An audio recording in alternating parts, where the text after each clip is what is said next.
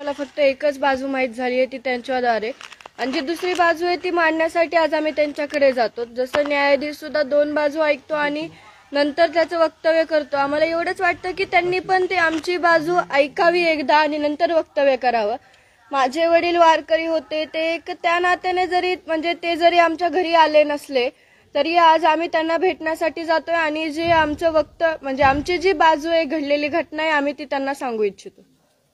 मात्र आता तिथे गेल्यानंतर शासकीय दर्शन केल्यानंतर कशा पद्धतीने तुम्ही हे सगळं मानणार आहेत? काय कागदपत्र वगैरे देणार का, पुरावे वगैरे त्यांना काय लागेल? निश्चितच आमच्या जवळ जे पुरावे आहेत किंवा कागदपत्रे आहेत आणि जो घटनाक्रम आहे की जी घटना कशामुळे घडली, माझ्या वडिलांची हत्या कशामुळे झाली, ती जी आमची बाजू आहे ती आज आम्ही त्यांना सांगणार आहोत. मग नंतर ते त्यांचे वक्तव्य करतील.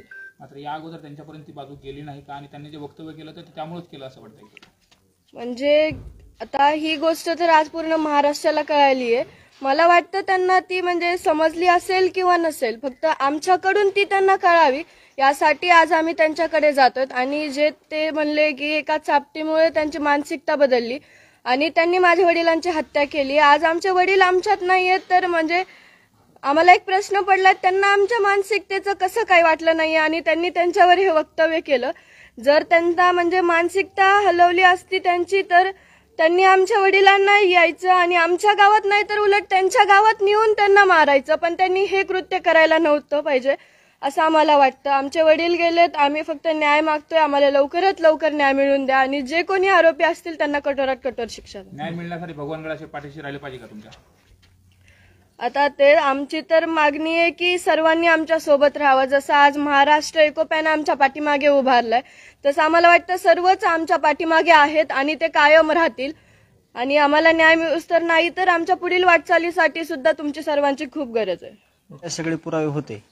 तर कालच महंत नामदेव शास्त्री महाराजांनी सांगितलं की न्याय देणारे ते मुख्यमंत्री आहेत. जरी मी न्यायाचार्य असलो तरी मी प्रत्यक्ष या प्रोसेसमध्ये, न्यायालयीन प्रक्रियेमध्ये की न्याय हे मुख्यमंत्री देणार आहेत. म्हणून आम्ही फक्त दोन गोष्टीवर जात आहेत की इथं कुठंही जातीवाद नाही. मग जातीवाद कसा नाही हे मी पण सांगितलं पाहिजे. आत्तापर्यंत सांगत पण आलेलो आहे. 18 पगड जातीच्या लोकांना न्याय पाहिजे, देशमुख कुटुंबियाला. आणि न्यायाच्या भूमिकेत आम्ही सुरुवातीपासून आहेत, सगळे आहेत.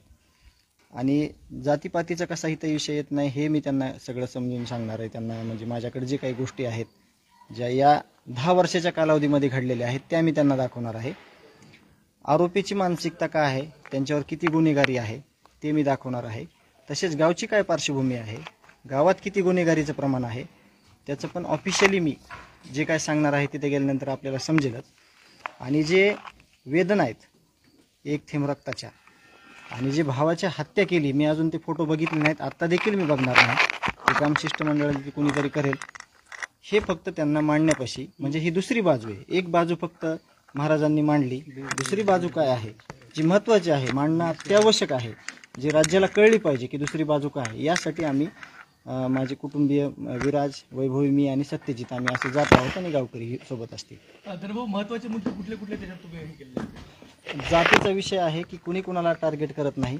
जे आरोपी आहेत, आरोपीच्या व्यतिरिक्त पूर्ण समाज, मग 18 पगड जातीतील लोक आहेत ते लोक फक्त न्याय मागतात. जातीचा कुठेही उल्लेख होत नाही. ती गोष्ट आम्ही त्यांना सांगणार आहोत.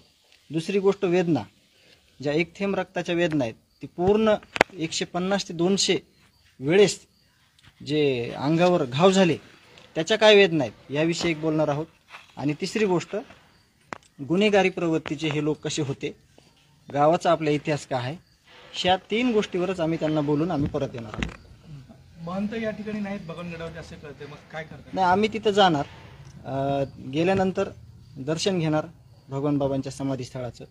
आणि ती महाराजांना जर वेळ असेल किंवा येऊ शकत नसतील महाराज, तसं ते येणार आहेत. नसतील येणार तर मग त्या जे तिथं जे विश्वस्त आहेत कोणी त्यांच्याजवळ आम्ही ते देणार. आणि मग पत्रकार परिषद घेऊन तुमच्या माध्यमातून आपण तिथं काय दिलंय आणि आपल्याला काय स्पष्टीकरण द्यायचं ते आम्ही तुम्हाला नक्कीच देऊ.